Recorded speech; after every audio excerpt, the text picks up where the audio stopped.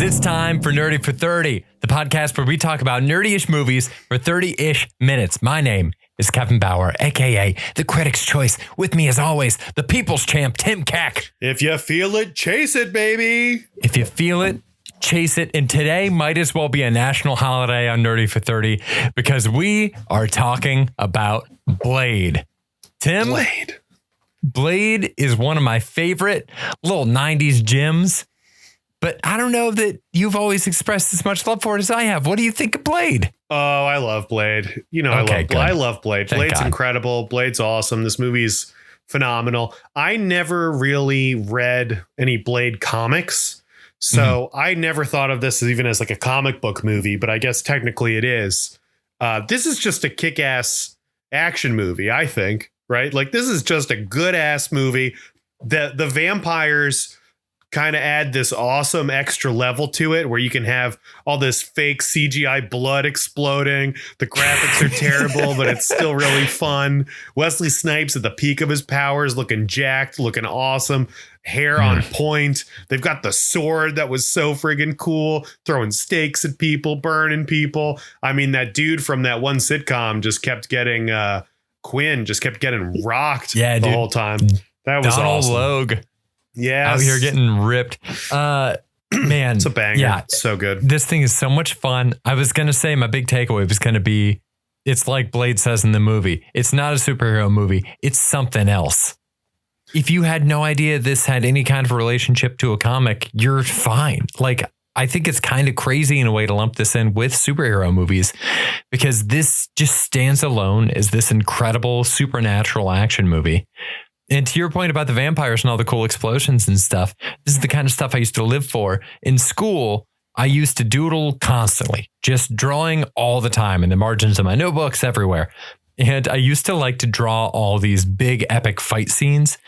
But I learned based on our school rules that are like there for good reason, you weren't allowed to draw violence. So the way they defined violence was you weren't allowed to draw people perpetrating acts of violence on other people.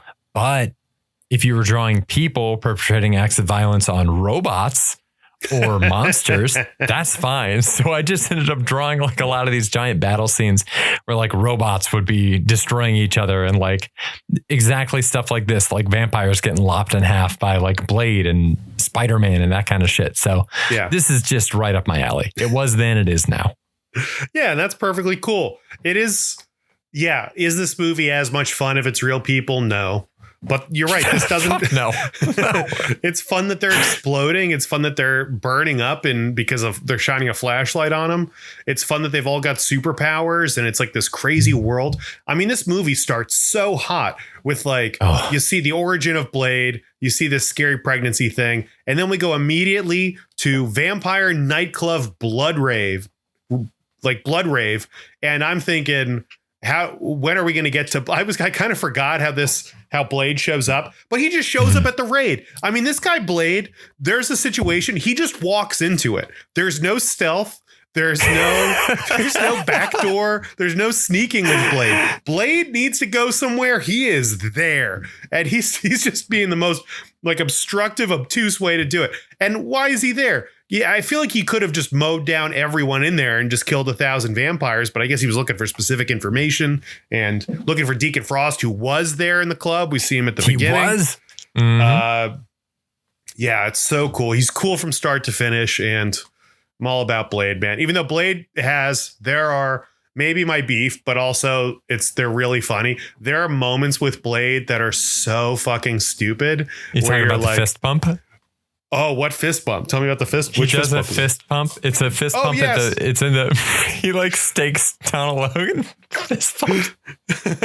So fucking dumb. I was thinking of when Whistler is explaining to Vanessa what they do. And he says, we're tracking vampires. And then they cut to Wesley Snipes and he's just holding a map and he has a pencil out like he's studying the map. And it's like so on the nose. It's just unacceptable. It's so freaking dumb. And then there's another scene where Whistler is like fucked up and Blade finds him and he's like covered in blood and Blade is taking little pieces of gauze and dabbing at Whistler's neck to stop the blood. And the motion he's doing, it's like clearly busy work for the actor during this scene because he's not cleaning up any of the blood. In fact, every time they cut back to Whistler, there's just more blood on it. And he's doing nothing. He is so ineffective in his gauze dabbing. It is just a complete ineffective waste of his time. And it's so corny and so dumb. There's just some moments in that where you're just like, okay, maybe this is a comic book character. Maybe why they need to go so cheesy with this. But I also like it. Watching it now, it makes me smile. Dude, it's so funny. And like, it's so close at times to being parody that when I showed this to Lauren for the first time a couple years ago, she loved it. Like this one, it's a crossover hit. Like this one has the broad appeal. When we rewatched it, she was excited to rewatch it too. But it's so close already to being parody that it's so easy to riff what the comedy version of that scene would be. Like if somebody did an Austin Powers. And one of my dreams, we can add this to the crowdfunding list. One of my dreams is to do a Blade parody movie starring Lamorne Morris. I think Lamorne Morris's sense of humor would be perfect for scenes like Blade with a pencil behind his ear, marking out maps of vampires while just being fucking stone cold serious to camera. That'd be so good. That's what I want. It's so funny. And then there's even at the beginning too. I thought this is so funny this time when Blade lights Quinn on fire in like the basement, and then the fire department shows up, and the fire chief or whoever's in charge is just like, put him out, boys. Like he was tired of doing this. Like there were no stakes or urgency at all. I was like, what is this? Are these all familiars who just hang out around vampire clubs and clean up the messes? Is that what these people are? Because if this is a real firefighter just coming down to a nightclub basement and there's a dude covered in blood and another dude on fire nailed to a wall, I think I'd show a little more urgency or a little more excitement. You know, that fight or flight might be beating out of my chest right now. Yeah, these are definitely familiars. There's no way. As soon as I saw that scene, I was like, these people are wasting taxpayer money. They're standing around in a circle. These guys are tending to vampires that are getting staked to walls all the time by Blade. But they have to be familiars because they just, to get to this little side room, they had to walk through a room that was covered in blood. There was so much blood in that room, dude. They wouldn't be standing there so calmly if they didn't already know what the fuck was going on. This place, not a chance. That linoleum, you know, those guys probably come in there at the end of the night every night to hose it down. They were showing up because they were already there, getting ready for the hose down after the vampire orgy. Yeah. Yeah. And I will say, as corny as this movie can be at times, I feel like we've talked about some movies recently where there is, instead of subtext, they just say the thing and it's frustrating.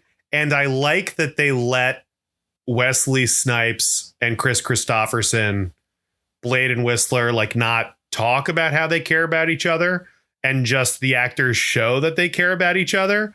And that sounds so dumb and simple, but it also just makes a movie better. It's better that they're not, you know, telling each other they love them. It's like, we know based on their actions that they care for each other, and it allows them to both still be like, I don't know. It deepens the relationship, not putting the words out there. So I thought that was great too. You know, it's like, this isn't a dumb movie. I think it's well thought out, and they set out to make a good action movie, and they knocked it out of the park, man. I think it's great. Yeah. I think to that exact point, I did want to talk about Whistler as like a low key thief in this movie, because yeah, for sure. That's something that this one has that I really feel is missing. I know they have different workarounds for Blade 2 and Blade Trinity, but having Whistler in this one is this incredible grounding force for Blade, and having him there as more of the guy who can explain things and who explains some of the infrastructure that Blade is working with allows Blade to remain that guy who just strolls into the middle of a vampire rave and takes people out.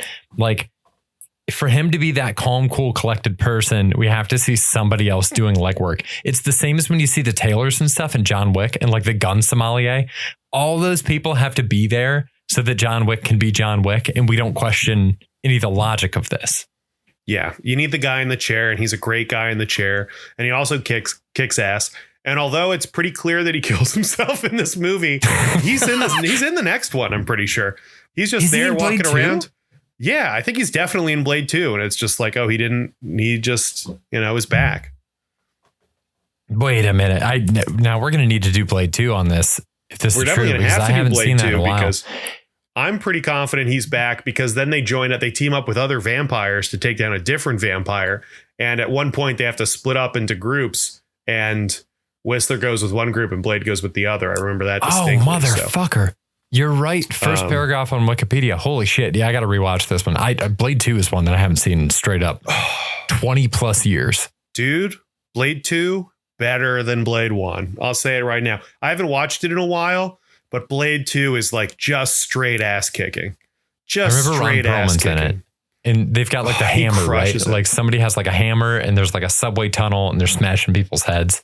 Yeah, dude. They have like he teams up with vampires to fight other vampires, and it's just kick butt action. It is. I was thinking Incredible that this is one of the better sequels is Blade 2. Honestly, I think it's really up there as far as just like, it's the same premise. It's the same guy. They put him in a slightly different situation, raise the stakes a little bit, and we're back. We're back into it. That's Blade, the move. I can't wait to talk about Blade Trinity. We got to do that one at some point. I've been reading more about Wesley Snipes and Blade Trinity and the Ryan Reynolds of it all. And there's a scene in Blade Trinity where Wesley Snipes is lying on his back and he's supposed to open his eyes and he just refuses to do it. So they have to CGI his eyes opening. And that's what's in the movie. It's insane. There's YouTube. You can watch it. You can watch a YouTube clip of it where they just have to CGI him opening his eyes because Wesley Snipes, the human actor, refuses to do it because he was so pissed off about having to do that movie. So, but in this movie, he's bringing it. He's bringing it. He's coming correct, and he's kicking ass. And damn, I love Wesley in this. It's so fun. And the occasional motherfucker, are you out of your damn mind? So good, so good. I mean, look, like the lines in this movie are so good. Obviously, I mean, the number one has got to be some motherfuckers always trying to ice skate uphill. It's the single greatest line I've ever heard a character say in any movie ever. It's also one of the only line callbacks that I have actually genuinely appreciated in a legacy sequel like Deadpool and Wolverine. That's one that I was like, let's go. This one rocks. This one gets it. There's some other ones I was iffy on Spider-Man No Way Home. They're like, I'm somewhat of a scientist myself. I was iffy on the one that's an alien Romulus that I don't really even want to say, just in case people haven't seen that yet. Go check it out. Alien Romulus was really good. But yeah, Ice Skate Uphill. That's exactly what Blade should be. Like, do people in action movies get dumbass lines like this anymore? I'm trying to think back to like the Expendables last year. I don't think anybody in the Expendables was saying catchphrases before they killed people. They were doing ridiculous stuff in that movie. They know that's their brand.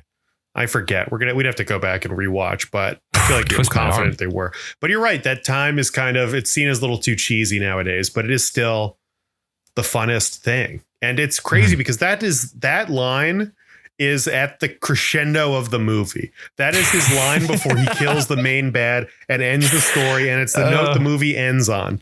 There's so much weight on this line and it comes out of nowhere. It's so goofy and good. It's wild. It makes no sense. That tells you exactly what they thought of lines like that, is that they were willing to put it in the climax. Yeah. Yeah. Dude, it was great. I really like Deacon Frost in this too. He was so good. That actor's great. They do a lot of teasing with him at the end, with the sword, which I love the sword. The sword was so cool. As a kid, this was very important, was how cool the sword was and how the spikes come out. Like as soon as you pick up the sword, a timer starts ticking on it. And if you don't click a button right away, these spikes come out and, blow your hand off if you're a vampire. And so Deacon Frost picks up the sword. He's swinging it around. We're all looking at it, waiting for the sword to go off. And he clicks it and he's like, I know how all this works. And then he picks up the serum from Blade. And the serum in this case is a serum that makes vampires explode. But Deacon Frost thinks it's a serum that keeps Blade from needing blood. And I don't think it's the same serum. I think this is the explodey serum. I don't think they're the same. Definitely. Yeah, definitely different. And so he thinks it's the wrong thing. Blade's like, give it a shot. And he's like, no, because his morality protects him. And there's like a couple teases like that where it's like, oh, like you could get him. Like you think there's something's going to happen and it doesn't. And I love it. It's just another fun. I just forgot how fun the end of this movie was like that. Yeah. I mean, they managed to do a lot of cool, fun things like that just in the movie. Blade's relationship with Quinn is so funny. And like all these things, he keeps cutting the dude's arm off. Like they get the kind of tit for tat. He stakes him against the wall in the beginning. Quinn stakes him against the wall in the museum. It's like, it's so cool that they're able to pull all of that off within the bounds of this tight movie. It's 2 hours. I feel like this is the rare 2 hour movie where we're like, this is okay. This is 2 hours. Yeah, it feels tight, feels right, feels good, comfortable. The thing with Quinn too, I mean, you're right. He teases him the whole time. And then at the very end of the movie, he does that little clothesline thing and his whole body disintegrates. Yeah. And it's like, oh shit. It's like it was a running gag the whole time. But when he actually kills him, you're like, okay, now Blade means business. There's no more putzing around. There's no more figuring things out. He is a man on a mission, and his mission is to kill Deacon Frost. And I love it. Yeah. So cool. Oh, Yeah. so good. Tim, a couple of things stood out to me. They were very surprising when researching this movie. Researching this movie this time around. First things first, this movie's set in LA. For some reason, I always thought as a kid this was New York. Me too, because there's a subway. Yeah. Well, So I there is assumed a it was subway New York. in Los Angeles, which is very No, strange. I rode it with the that's car not when we were true. there almost 10 years ago. It might not still be there, but it was one of the weirder experiences. Yeah, that doesn't sound right at all. Yeah, it's set in LA. That feels crazy to me. I guess it's sunnier, but this somehow feels like a quintessentially like New York thing. I guess he does have a car and he drives around in it. So maybe that's True. That's not Well, a super both New of York us have thing. SUVs. That's true. Gas guzzling SUVs like real Americans. And Blade's a real American in his Dodge Charger. I don't know what kind of a car he has, but looks like good old American muscle, and I'm here for it, you know? Yeah. Hell yeah. I think he and Ghost Rider and Thomas Jane's Punisher all drive the same car. This is like That was the car, territory. dude. That was the car. That like Pontiac GTO was always like in triple X, you know? Oh, man, what yeah. car- Oh, fucking triple X, dude. That's another time Now I have to capsule. I look got to it up. What revisit car that. does Blade drive? A Dodge Charger 68. I mean, yeah, it was always like a Just like them. 60s. Yeah. So cool, man. That's the car. Boy. That's very Yeah, cool. Blade. Another one that really surprised me. Blade, the character, 30 years old. What do you think about that? I don't know if he feels How 30. old would you have guessed Blade was?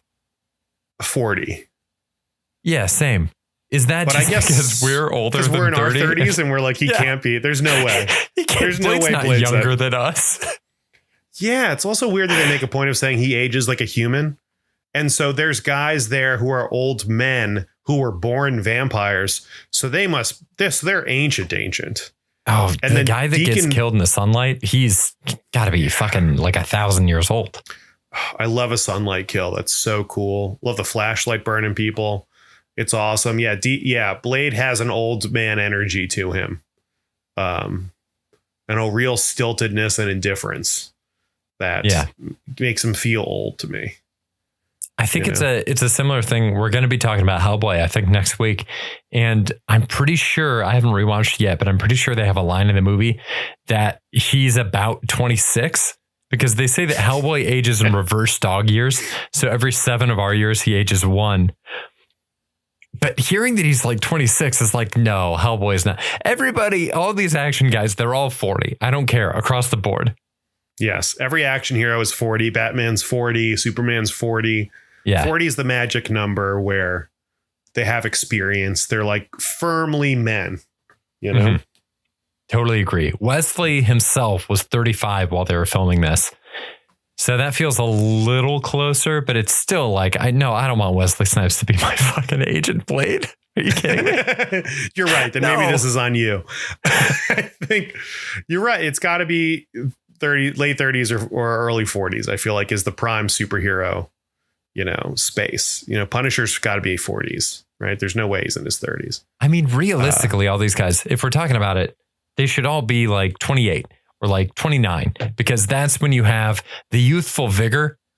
Like, you've learned enough that you're not going to do dumb shit. If you're a superhero, this is one thing people don't do enough with this. If you're like super powered and you're like 20, you're going to fuck some shit up. It's not going to go good. Even through to like 23, 24, you don't know enough yet. Yeah. 34, you're getting there. Maybe you know enough, but like your body's already kind of starting to turn on you. Your back's not good anymore. And it's not going to get better. Yeah, you're ice skating downhill at that point. Yeah. I heard somebody say that 28 is like the prime year for basketball players, and that feels like a good year. If you have peak athleticism, 28, and then in your 30s, you're just slowly dying. I think we're all just racing towards death at different paces. Speaking of that, I did want to mention my favorite kill in this movie. I don't know if you have a favorite kill. There is a moment in the end. I feel like I haven't noticed this before, but it brought me so much joy this time, where he rips a guy's throat off and then throws the throat at another dude. Did you see that? That was crazy. He like hits him in the face. I don't know why that never registered with me before, but that's insane. That's so cool. So crazy. I never understood what he was throwing, but he ripped off enough throat, because normally it's like, it's like blood. You don't see, but he ripped off enough throat to throw at another person.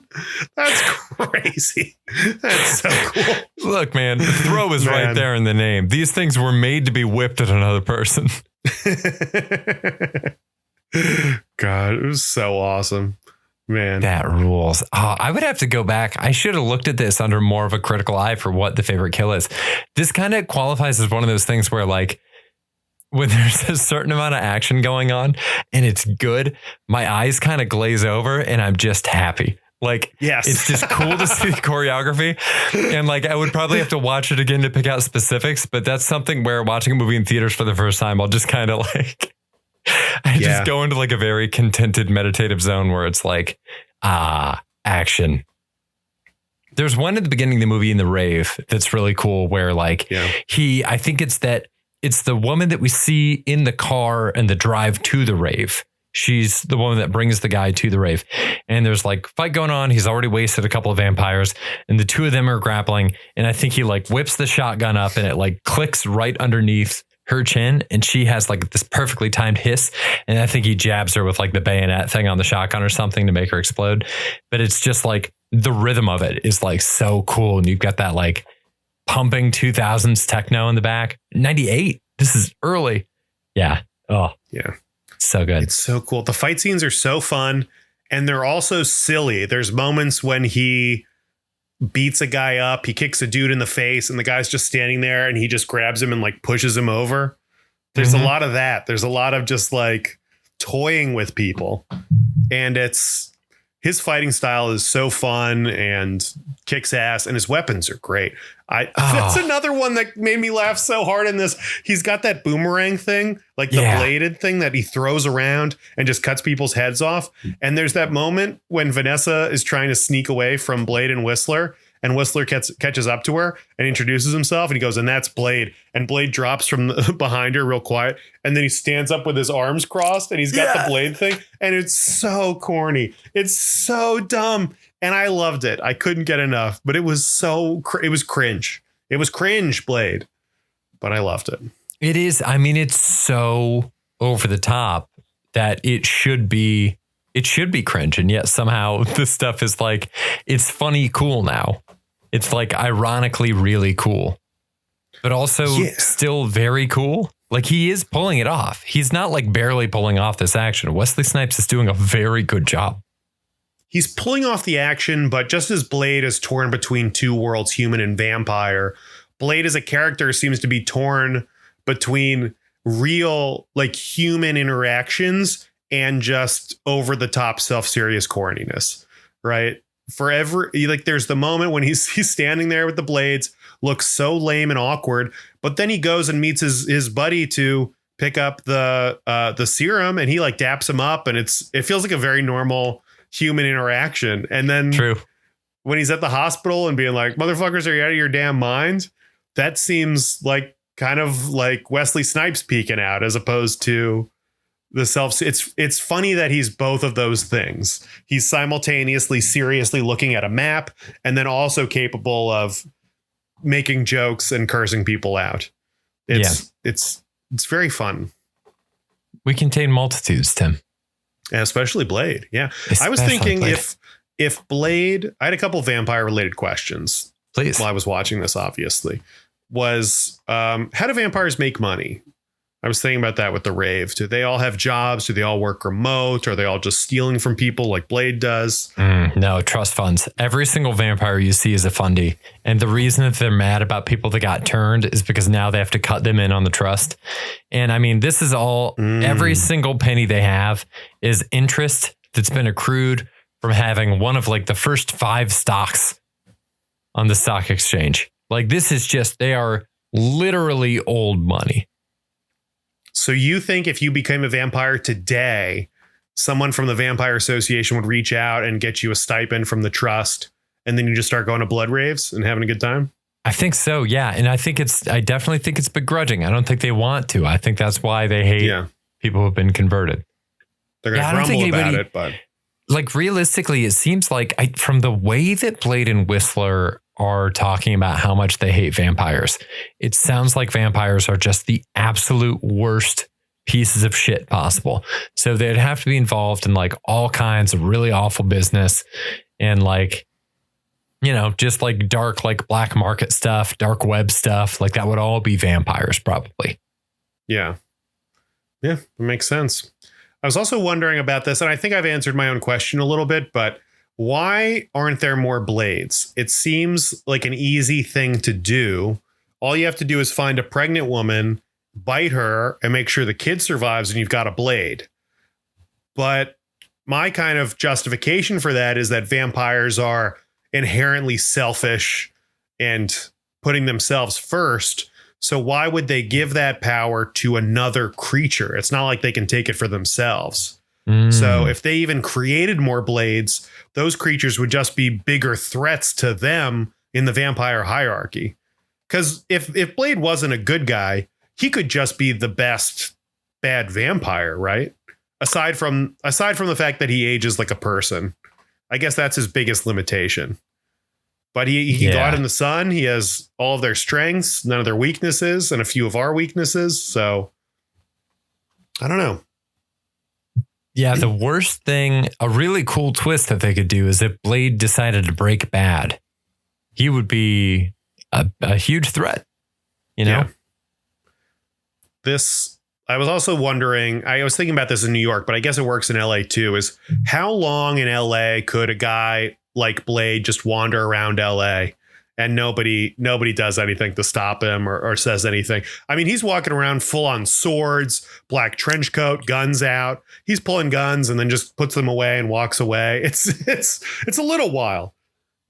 Yeah, there's the scene where Frost has the kid in the park, which, by the way, that kid dead. That kid dead 100 times over. He picks the kid up by the kid's head. That's how people get hung. That's how a hanging works. The kid's fine. And he throws the kid into traffic like 30 feet away. No.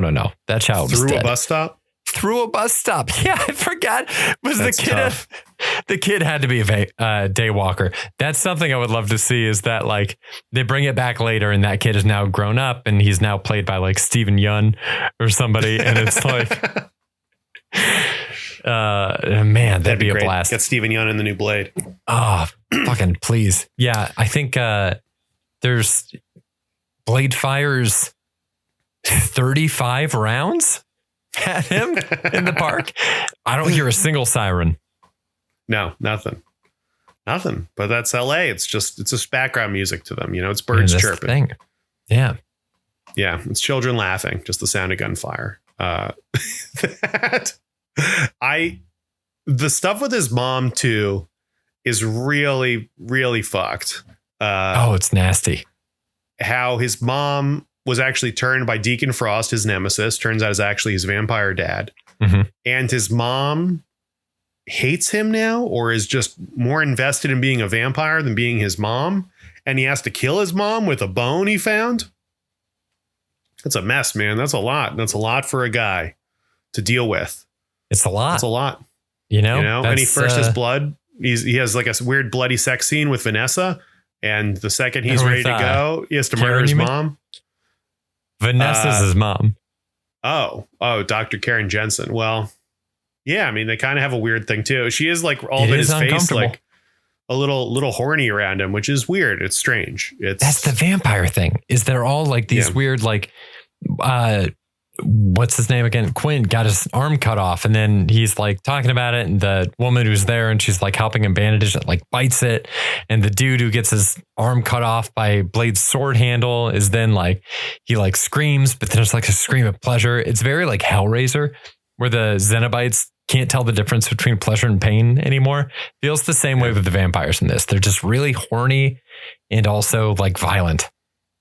Vampires are definitely the horniest monsters, without a doubt. They are. No question. Everything about them is horny and sexy in a scary way. They can't come into your house unless you invite them in, and then they sneak in as mist, and then they suck your blood, and it's like this horny sexual thing. It's very strange. I would say follow up. It's vampires first, and then immediately after that, I would say it's probably Booberry. You know, the cereal Booberry. Booberry fucks. And it's a problem. Just the cereal. So when we're talking about mythical creatures of horror and folklore, it's vampires 1, it's Booberries 2. And then the blue things from Avatar who fuck animals? Is that, those things our top 3? Yeah, those things are legendary cinematic horn dogs. Top 3 horn dogs: Booberries, Avatars, and vampires. Actually, you know what? I'm going to move Avatars up to 2. It's insane. It's passing Booberries. They're literally fucking everything that moves. God. Yeah, it's everything. Yeah, it's weird. At the end of it, their tree. They fuck the planet, Tim. It's absurd. Fuck the planet. They fuck trees. Ah, boy, it's a good life. It's a good life if you can get it. It's an honest living. We talked about this, but at Disney, we were at Disney earlier this year, and they have like tails. So you can get like a belt, and the belt has an avatar tail hang off. And it's like, it's weird. It's weird that Disney doesn't acknowledge what these things are. I never thought about it twice until you brought it up on our Avatar podcast about how it is the same thing that they used to have sex. So it's weird that then people are just walking around these parks with like basically an Avatar dong hanging around. And you can get other tails too. You know, you can get Sully from Monsters Inc. But you know, Sully's not plugging that tail into Mike Wazowski. Maybe he is. We're not seeing off it. Screen. Off maybe. Screen. In my head on canon, my for Tumblr sure. he is. But on everybody else's head canon, who knows? According to the AI I've designed. Yes. But at Disney, they should have a rule where if you buy an Avatar tail, a Navi tail or whatever, they just escort you out of the park. So you're not allowed back. It's a test like in the bike riders. Yeah. Yeah. That's good. Leave your friends. You can come in, but your friends have to stay. Wait, why would you leave your friends? It's just like that. You can buy a tail. You can do anything. You can be a Navi. And then you do it. And they're like, you've shown your true character. We do not want you here. Oh, your kids can everything stay. Is off. Your wife can stay. Your wife can stay. Oh, boy. Yeah. That's a legal divorce man. In Florida, I think, is. If Disney World only legal divorce. Yeah, you have to go to Disney World and be legally separated by Disney World from your family in order to, and they never see you again. They never see you again. Yep. Man, Tim, this is a great one. Thoughts on, any other thoughts on Blade? Oh no, we should wrap it up. I really love this. It was so good to see him again in Deadpool and Wolverine. There is a part of me. I heard a rumor that the long delayed, very trolled production of this new Blade movie that will allegedly star Mahershala Ali.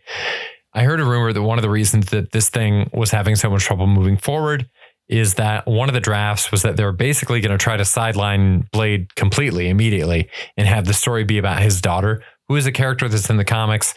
But like, you can't have it. It's so exactly illustrative of everything that Marvel has been doing, where it's like Blade would be the titular character, but the entire movie would be about setting up another franchise that could happen down the line instead of just living in that franchise like they did with Shang-Chi.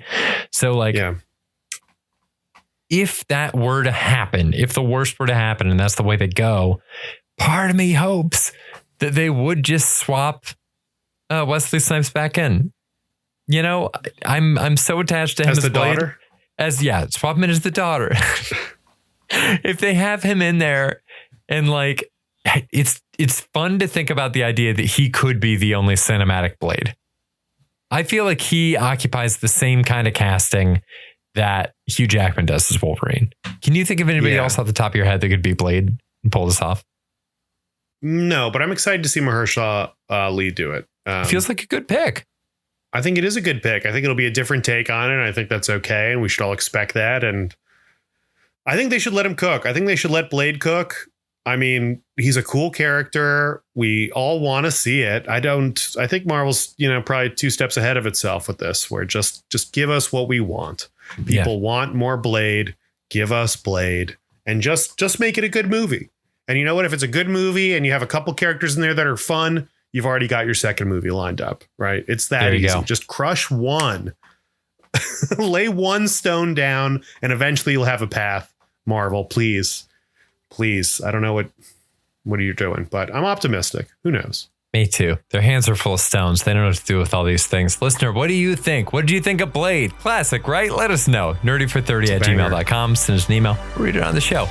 We'll be back here again next week with Hellboy. We are very much in the October spirit this year. I'm stoked. I fucking love the Hellboy franchise so much. So we will see you then. Till then, stay nerdy, everybody. Bye. Stay nerdy. Bye. Hellboy. Hell yeah. Hell yeah.